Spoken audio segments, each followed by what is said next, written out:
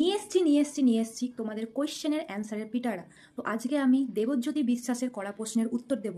সে বলেছে, জিজ্ঞেস করেছে, which is best life, college, school yeah professional life? ফার্স্টে দেখতে হবে তুমি বেস্ট লাইফ কোনটাকে বলছো। তোমার সাথে সব কিছু ভালো হবে সেটাকে বলছো, না তোমার সাথে ভালো মন্দ সব কিছু মিলিয়ে যেটা হবে সেটাকে বলছো? যদি তুমি স্কুল লাইফের কথা বলো, তাহলে আমরা স্কুল থেকে যেমন অনেক কিছু শিখেওছি, সব থেকে যেটা করেছি সেটা হচ্ছে অনেক মজা করেছি, অনেক আনন্দ করেছি। কিন্তু আমাদের মধ্যে অনেকে আছে যাদের স্কুল যেতে ভালো লাগতো না, সামহাও সেটা পড়াশোনা করতে ভালো লাগতো না, আর নয়তো বন্ধু থেকেও তারা একাকিত্বতে ভুগতো, এরকম কারণে হতে পারে। তো তাদের কাছে বেস্ট লাইফ স্কুল কখনোই হতে পারে না। তো আমার কাছে যেমন স্কুল লাইফটার জন্য বললাম, তেমন কলেজ লাইফও সেম।